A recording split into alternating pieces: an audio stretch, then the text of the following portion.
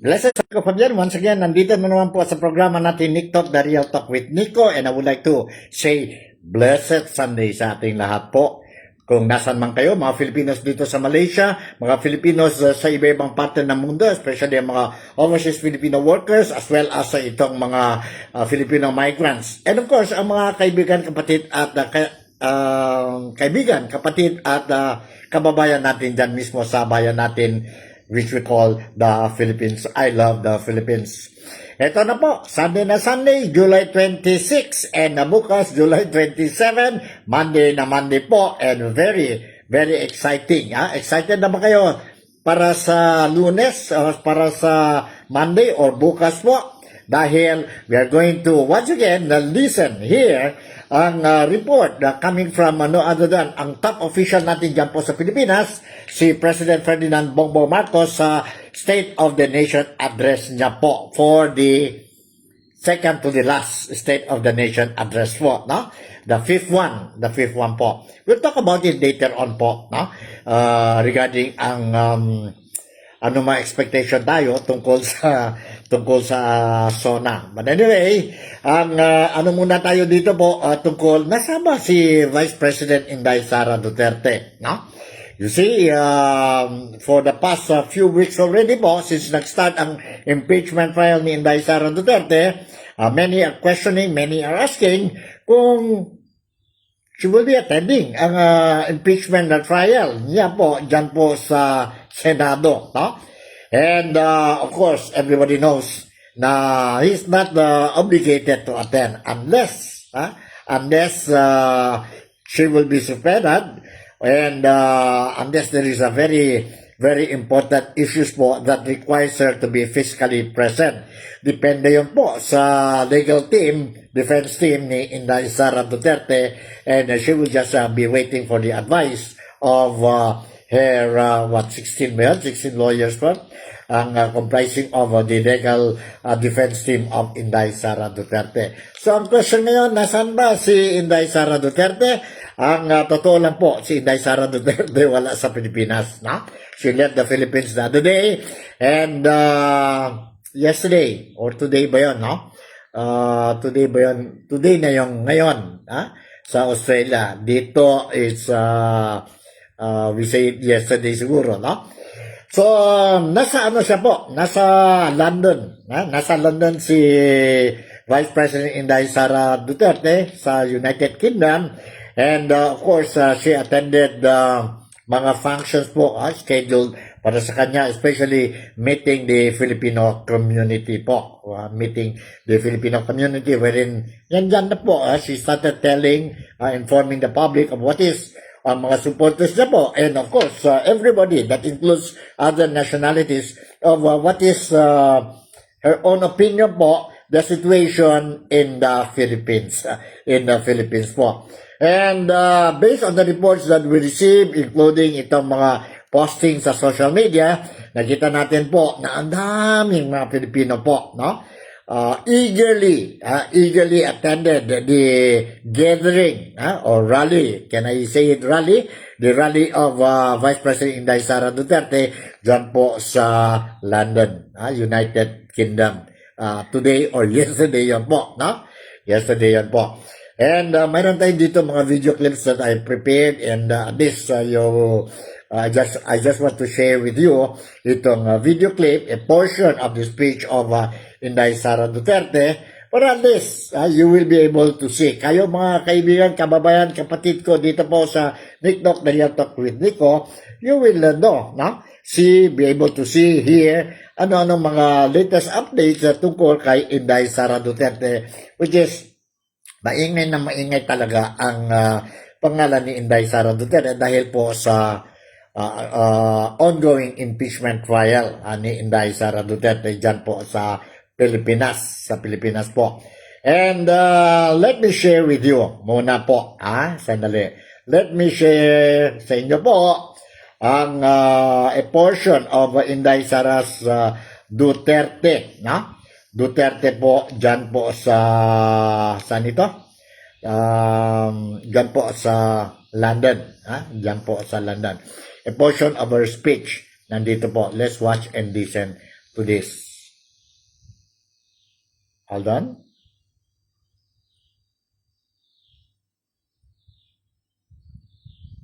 Hold on po. Parang walang audio yata ito. Sandali po. Alright, nandito.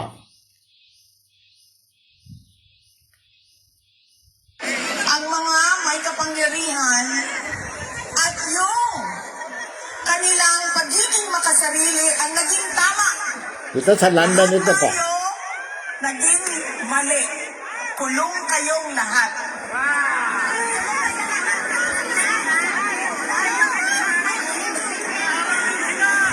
Ganon ang estado ng ating bayan. God bless you too. God save the Philippines.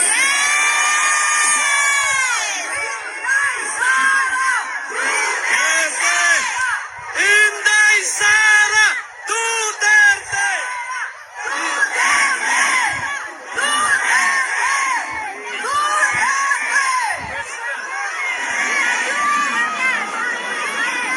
Isa pa na laging nangyayari sa atin.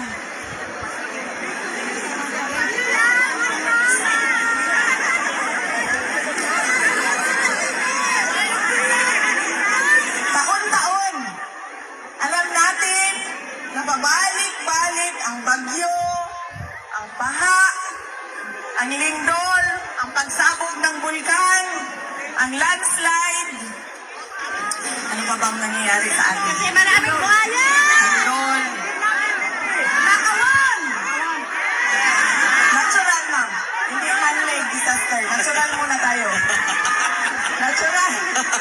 Taon-taon alam natin na nangyayari ang mga natural disasters. Yeah.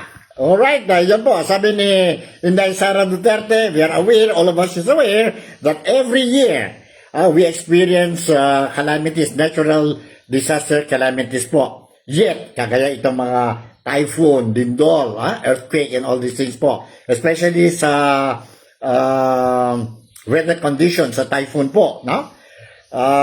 We experience 15 to 20 typhoons visiting our country, sa Philippines po, every year. Yeah? And of course, it causes a lot of damages in terms of properties and even the loss of innocent lives. No? And really affecting our economy po, no? Especially sa agriculture po, no? Damages and inconvenience on the part of the flood victims or calamity victims po. Yet, because of this flood control project scandal or scam, no? Or anomalous deals or corruption sa flood control projects sa Pilipinas po, na? Ganito ang buhay ng mga Filipinos po hanggang ngayon. Nothing has been changed, no? Nothing has been changed. Especially what happened ngayon po, I am not saying na ano talaga, but obviously nakita natin po based on what we saw sa mga media reports, no? Be it mainstream media or sa social media po, mga vloggers, no? Na grabe ang domino effect, grabe ang resulta ng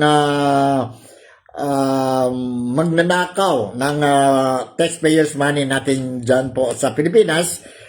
This money was designed or aimed to improve ang sabihin natin flood facilities natin dyan po sa Pilipinas, but because of the greediness, selfishness, greediness, or whatever po no, you call them, ganito po, every time, every now and then may ulan, strong wind, and flash flood sa Pilipinas po. Ganon po, walang solution. We continue to suffer ang flash flood po dyan sa Pilipinas dahil sa corruption sa flood control projects po, no? Hindi lang sa flood control projects but other corruption activities carried out by our elected politicians. Not everybody, no? But already mentioned names, especially those holding top positions po. Because this corruption is no longer isolated in the Philippines po. isolated case, but it became already, ano na ito po, well-organized syndicate activities carried out by mga magnanakaw po, no?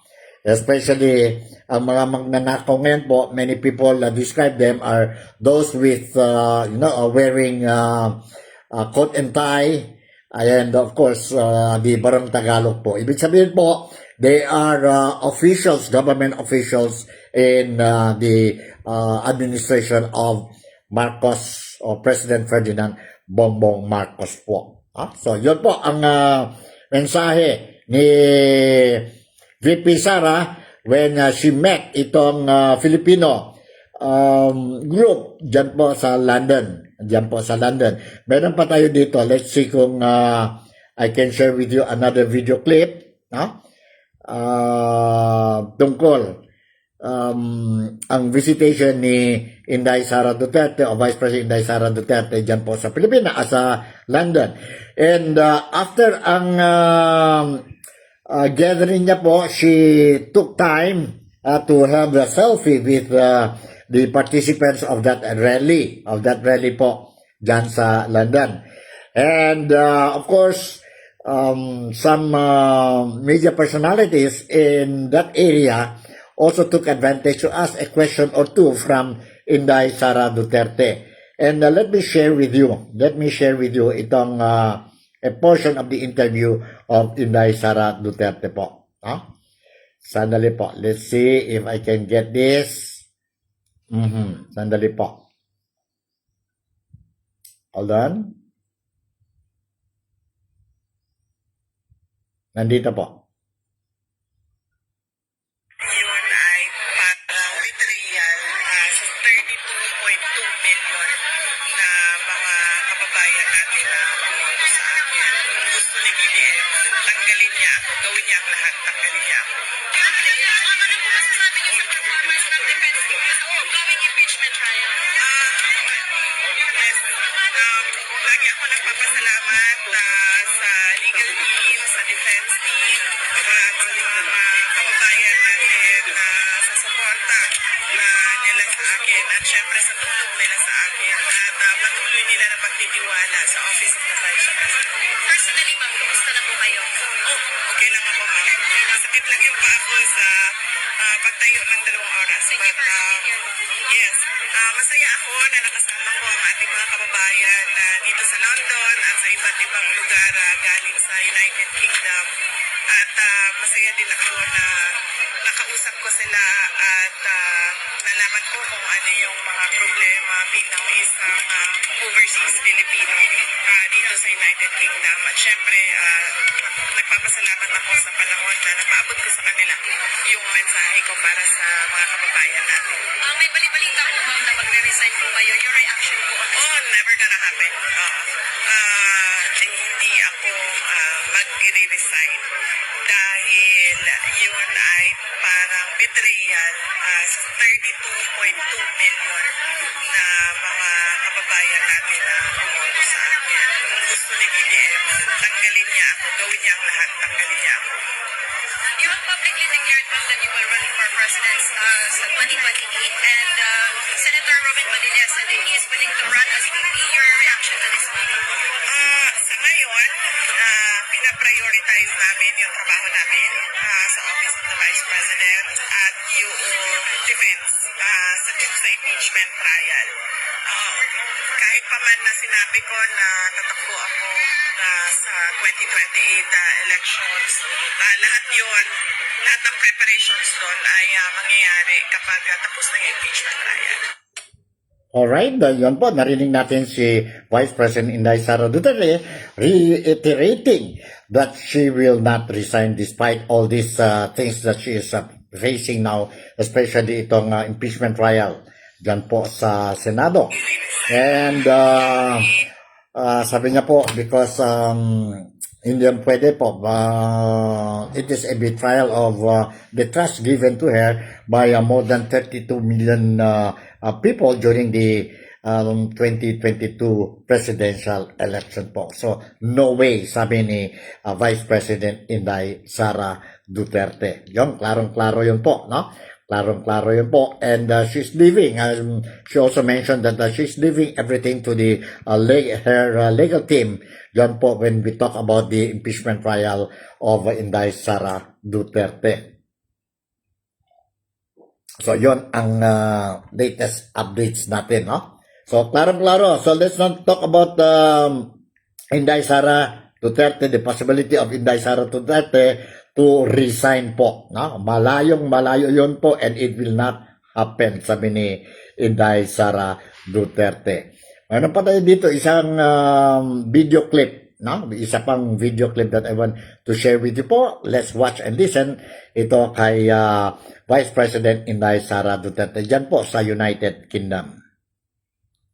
Ako ay isang blessed na tao ng Diyos dahil sa kabila ng kahirapan na pinagdadaanan ng opisina namin at sa paninira ng administrasyon sa akin, sa aking pamilya at sa aming opisina, nandiyan pa rin yung suporta at tiwala ng mga kababayan natin. Kaya malaking bagay yun at sa Diyos ako nagpapasalamat at syempre sa ating mga kababayan. Last question, ma'am. Ang huling mensahe niyo po para po sa ating mga kababayan. Oh yes. Huwag tayong mawala ng pag-asa. Alam ko, frustrated na ang mga tao, galit na ang mga tao, at nawawalan sila ng pag-asa na kung meron pa bang pagbabago at mas maayos na Pilipinas para sa atin at para sa ating mga anak. Pero kapag nagtulungan tayo, ibalik natin ang dapat malasakit, merong pag-asa ang mga Pilipino at ang ating mahal na Pilipinas. Salamat. Alright, yan po. Narinig natin si Inday Sara Duterte telling ang mga Filipinos po, let us not lose hope po. Mayroon pa rin pag-asa po. For as long as we are breathing, for as long as we are alive, mayroon pa rin pag-asa ang Pilipinas po. Ang Pilipinas po. So, depende na yan sa ating ngayon po. No? And change will not come that fast. No? Nakita natin history will tell us na it will not come that fast po. Remember during the time of the late President Ferdinand Bongbong Marcos, no? Bongbong Marcos po, Ferdinand Marcos, I'm sorry, the late President Ferdinand Marcos Sr., no? It took him 20 years, no? Na prolong talaga mga patience ng mga Filipinos until finally, at the end of the day, in 1986, after the death of late former Senator Benigno Aquino, yun po, ito na nangyari ang People's Power po. Ibig sabihin, punong-puno na po ang Pilipinas, ang mga Pilipino po. No? I hope it will not happen to the son of Marcos Sr. Ito si Bongbong Marcos Jr. po or BBM po. I hope it will not happen to him po na he will be ousted. No? Kasi alam na natin po, sayang. He was given the opportunity to at least change the image of the Marcoses, no? And he was elected as a president. But how things are moving now po, parang grabe po, no? A lot of Filipinos are regretting for putting him as the 17th, if I'm not mistaken, 17th president of the Philippines, po. So, yun, ang latest update natin tungkol kay Inday Sara Duterte. I don't know when she will be coming back to the Philippines po, no? But I was made to understand by tomorrow, or is it tomorrow? Yeah. And kung sa kanila yan po, by today, she will be going to The Hague and visit the former President Rodrigo Roa Duterte, ang tatay niya po. And she will be reporting ang mga what is happening dyan po sa Pilipinas, what is happening sa mga supporters ni Tatay Digong, and very important issues po, including ang mga family, private family issues nila po during the visitation of VP Sara sa tatay niya po dyan sa ICC Detention Center. Alright, so now let's go to ito na po, ang mga issues natin na tungkol sa flood control project, tungkol bukas. Bukas is the scheduled State of the Nation address of President Ferdinand Bongbong Marcos. And we will be on live, no? I will hook up po sa ibang mga television na network dyan po sa Pilipinas. So, covering live din ang event po. So that ang mga followers natin dito sa Nick Talk, The Real Talk with Nico, you will be able to, sabihin natin, see live din po ang State of the Nation address of President Ferdinand Bongbong Marcos Jr. Remember po, last year po, during the SONA, President Marcos mentioned about the mahiya naman kayo tungkol sa mga corruption sa Pilipinas. Will he mention about corruption during his SONA tomorrow or not? Let's see po what will happen tomorrow. Kasi during the earlier interview with BBM sa Manila, he said, abangan na lang daw po. Abangan na lang. But anyway, let me share with you, as a reminder lang po, another footage of BBM, when he mentioned mahiya naman kayo po during his SONA last year po. Just a reminder lang po, nandito po.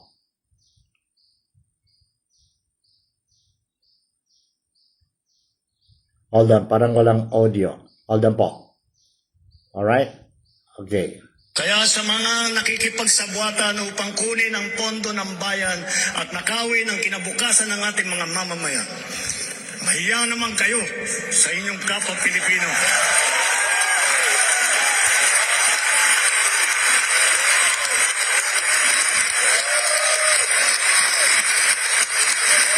Mahiya naman kayo sa mga kabahayan nating naanod o nalubog sa mga pagbaha.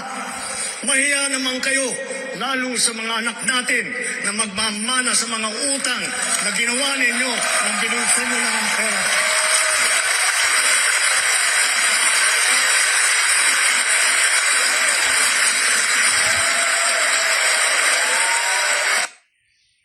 Yan po, that's the statement made by BBM during his last SONA, that was last year, tungkol sa mga corrupt people sa Pilipinas po. Mahiya naman kayo, sabi niya po. No? Palakpakan talaga ang mga congressmen. But unfortunately, or luckily po, no? Lumabas na karamihan ng mga congressmen, hindi man lahat po, sila pala po dapat mahiya. Dapat mahiya talaga sila po kasi they are involved. They are now called as contractor. Dahil congressmen sila pa ang mga contractors ng mga flood control projects dyan po sa Pilipinas. Ibig sabihin, they are involved. They are involved sa anomalya po. Many of them, not all. No? I think earlier it was mentioned mayroon 65 names. But what happened to them, these 65 names? Hanggang ngayon po, they are still free like a bird. Free like a bird. Mention ang mga pangalan. You just imagine, mahiya naman kayo. Palakpakan sila. Even the House Speaker, Speaker of the House during the time, si House Speaker Martin Romualdez, nandun sila Saldico po, palakpak na palakpak sila talaga po. Pero sila pala po ang may gawa itong corruption po. Kaya nga nagalit talaga ang mga Filipinos. And involves trillions of taxpayers money po. Hindi ito biro, no? Hindi ito biro po, no? That's why galit na galit ang mga Filipinos sa flood control project. And we want to know, we want to see na ang mga tao involved dito po sa flood control project scam, no? Or scandal, to be prosecuted, to be put behind bars, and the money that they stole from us should be returned to us po. Dahil dyan po, we do not see concrete sincerity coming from the Marcos administration. Ang confidence ng mga Filipino sa gobyerno ng Marcos administration po really decline. And even the trust rating and performance of BBM, including ang mga tao niya po, no? Mga opisyalis niya po, really dive, no? really dive to negative. Si President Marcos Jr. dive to what? Earlier it was reported 715, negative 15 po. And then, of course, may kunting improvement, nagiging negative 7. But still negative po. For as long as Marcos will not put behind behind bars itong mga mastermind kagaya ni Romualdez ang first casting na po, sila Saldico, and some cabinet secretaries na po, including top government officials, I think mahirap na po ang remaining 2 years ni BBM. Mahirap na po. Sa ngayon, nakita natin na galit na ang mga Filipino. And let's see po what he will report to us bukas sa State of the Nation address. Niya po bukas hapon po.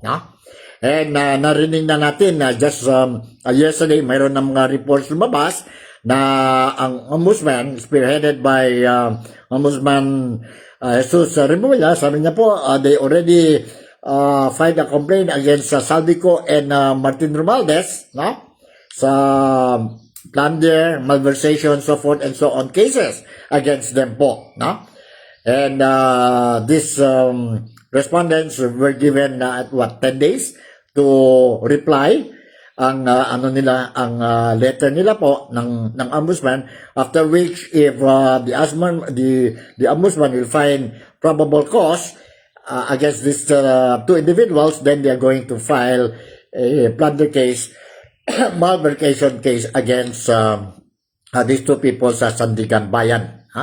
Sandigan Bayan. Ano ba ito? Gimmick na naman ba ito? Dahil bukas na ang sabihin natin ang State of the Nation address of Bongbong Marcos. It will support ang whatever reports he will be or issues he will be mentioning during his flood control projects, to say that okay, that we are doing something. Si Romualdez, si Saldico, and we are going to file cases against them already po. But remember, it doesn't mean that kung may case na yun po, na-file na yung case, it doesn't mean that makulong na yung dalawang tao po, may proseso pa yun po, may proseso pa yun. Let's see po what will happen. Gimmick ba ito? A lot of people do not believe anymore po, do not believe anymore. So yun po, that is really what is happening dyan po sa Pilipinas. Kung gusto talaga nila po i-pin down si Romualdez, they could have done earlier, last year pa yan po. Ang mga ebidensya nandyan na po. But, bakit ngayon lang? Ngayon lang po. And hindi pa ito sigurado ang kaso. Hindi pa ito sigurado ang kaso. And of course, ang pangalan ng anak ni BBM, si Majority Leader ng House of Representatives, Sandro Marcos, is also involved. That also include even alleged involvement of First Lady Lisa Araneta Marcos and other top government officials, and some of those already mentioned, instead of pushing the case against them po, they became state witnesses. Grabe, no? Grabe, no? But let's see po. Let's see what will happen tomorrow. Anong report ni BBM bukas sa State of the Nation address. Let me share with you po itong opinion ni Ted Filon. Ni Ted Filon po. Let's watch and listen to this.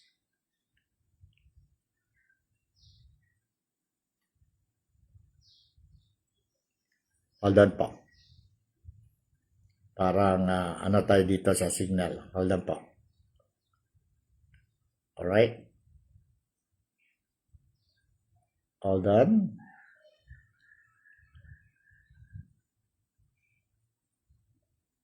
Hold on po. Malapit na po. Ako po, personally, hindi na ako excited sa SONA. Kasi yung sasabihin niya ay words. Words. Tanungin mo siya, hello, yung mga words mo nung una mong SONA, anyari? at balikan natin lahat ng SONA. Eh bakit ganun pa rin tayo? Hindi po ba? Words. Yan pong sonang yan ay words. Puro words. Pero sa gitna ng mga words na iyan, tanungin niyo po, yung inyong manggagawa na nakakataupang palad, kung kumusta na po ang buhay niya sa ngayon. Kaya kung kayo po excited, well, good for you, kahit papaano, eh meron kang na-excite ka. Tataka nga po ba siya magpaparong sa Lunes kung wala ka naman sa SONA? Ako po, personally, hindi na ako excited. Personally po, sabi ni Ted Filon, hindi na siya excited po, no? To hear ang annual report ni BBM bukas during the State of the Nation address po, no? Words, lahat na po. Promises, empty promises po. Narinig na natin yun po noon pa. This is the fifth SONA of BBM. And hindi natupad po whatever he said, no? Karamihan ng mga issues he mentioned po, hindi natupad po.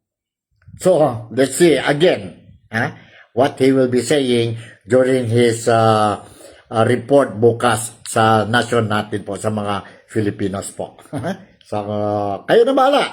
How do you think? What do you think po? Sa inyo po. Do you think it's worthwhile being excited to listen ang SONA ni Vice President or President BBM or not? Kayo nang bahala po. Let me share with you itong reaction din po coming from former Vice President Leni Robredo tungkol sa SONA bukas ni BBM. Nandito po. Let's watch and listen to this. Hold on po. Yung report ng mga nagawa ng gobyerno during the last year. Tapos yung second part nun, ano yung plano for the coming year? Kasi 2 years na lang yung administration ni President BBM. Siyempre, interesado tayo. Marami tayong pangangailangan, pero interesado tayo. Ano yung may expect natin in the next 2 years? Pero tingin ko kasi mahalaga din yung report kung ano yung nagawa. Kasi I think, marami din yung hindi nakakaalam. Yung maraming ginagawa ng pamahalaan. Halimbawa yung NAGA, recipient tayo na napakaraming programa ng gobyerno. Halimbawa sa housing, ang dami natin nakuha from DSUD. Maraming yung malaking housing problem ng NAGA kasi syempre yung rapid urbanization dito at housing na naiiwan.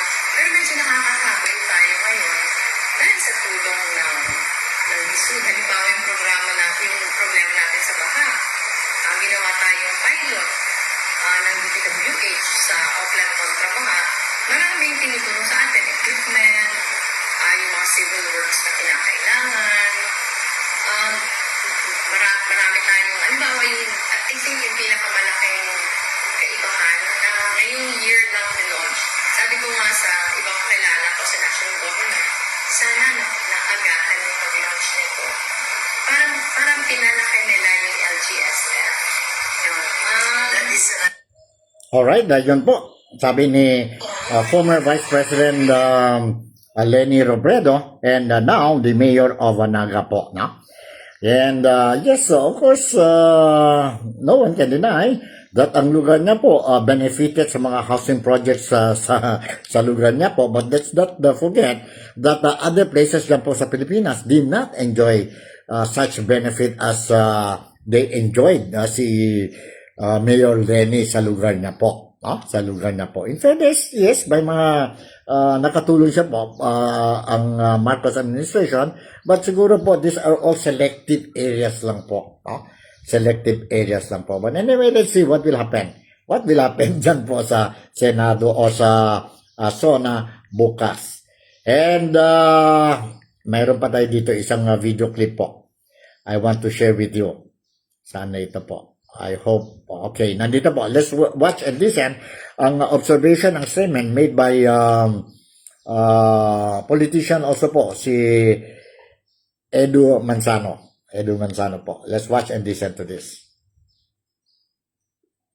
Kasi kung titignan natin ng maayos, may mali. Gigising ka ng maaga, pipila sa sakayan, maghihintay sa opisina, magbabayad ng tax, maghahanap ng paraan para magkasya ang budget. Normal na sa atin ang hirap. Normal na sa atin ang pila. Normal na ang delay. Normal na ang pasensya na. Tanong lang, dapat ba talagang normal ito? Because when a problem repeats itself for decades, it is no longer an accident. It is tolerated. This is the first time that various groups are coming together to denounce the scandal rocking the Arroyo administration involving corruption, cover-ups. Halos 400,000 ang tumugon sa panawagan ang tanggalin na ang sistema ng pork barrel ng mga mambabatas.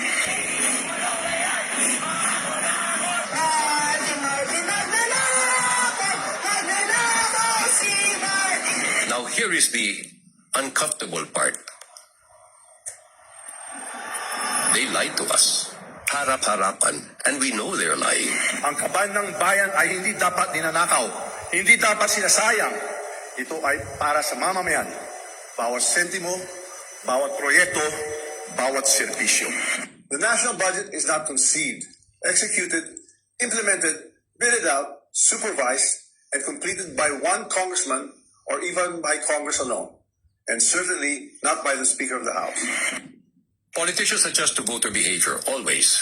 Kung mababaw ang criteria natin, mababaw din ang iaalok nila. Kung pumapalapak tayo sa mga gimmick nila, gimmick din ang ibibigay nila. Hey! Hey! Okay, sabay. Hey! Hey! Self-respect means we raise the bar. Hindi sapat ang mabait, hindi sapat ang sikat, hindi sapat ang kilala ko yan. Competence matters. Integrity matters, track record matters, and so does specific plans. Walang magbabago kung pareho pa rin ang binoboto at pareho pa rin ang dahilan kung bakit natin binoboto. Self-respect is discipline. It asks questions, it checks facts, it demands answers, and it refuses to reward failure. Simple lang ang tanong. Kung alam mong niloloko tayo, bakit tayo pumapayag? At kung hindi tayo titigil ngayon, kailan? Mga kaibigan, ang pagbabago hindi nagsisimula sa kandidato. Nagsisimula sa botante. Nagsisimula sa atin. Okay, yan po. Narinig natin na si Edu Manzano po, no? Politician also dyan po sa Pilipinas po. So, let's see. Let's watch and see po, no? What will happen tomorrow. And, ano kaya po ang mga mga achievements si BBM will be informing or reporting to us po sa Filipino po nation bukas po. Remember, there will be also organized rallies dyan po sa Pilipinas tomorrow. In fact, it is a continuing rally since Friday hanggang bukas ito po. And let's hope that itong mga rallies, scheduled rallies po, no, dyan sa Pilipinas will be carried out peacefully po. So that wala tayong problema. And we will be expecting also that it will be a very busy day for not only ang mga politicians natin dyan po sa sabihin natin State of Nation address, but the streets will be busy, no? Because ang Iglesia ni Cristo, no, will also be celebrating their anniversary bukas po, no? Bukas. Hindi naman ito, they did not say it's a part of the rally of or organized rallies po, but yearly they are doing it every year. Ito po ang anniversary nila, and this year fortunately or unfortunately siguro po na coincide talaga sa State of the Nation address of President Ferdinand Bongbong Marcos Jr. And we were made to understand a total of 23,000 policemen will be deployed, no? Will be deployed sa bukas po dyan sa Manila. and liquor ban will be implemented, and gun ban will also be implemented. So the only thing that we can hope now is let's continue to pray na it will be a peaceful Monday para sa ating lahat, mga Filipinos po, especially those dyan po sa Pilipinas. So with this, siguro hanggang dito na lang muna ang programa natin. Once again, I would like to say enjoy kayo po sa remaining hours ng weekend natin. Today is Sunday, July 26, and those are may mga religious obligations po. Kagaya we have to attend masses, go to church po. Then mayroon pa tayong enough time this afternoon to do so po. So, eto na. Hanggang dito na lang muna. And once again, Sinico Fabian would like to say thank you very much for making me a part of your day today. Hidup Malaysia, Sababole, mabuhay ang Pilipinas, God bless the world. I'll see you in my next episode. Bye. You take care, and I love you all.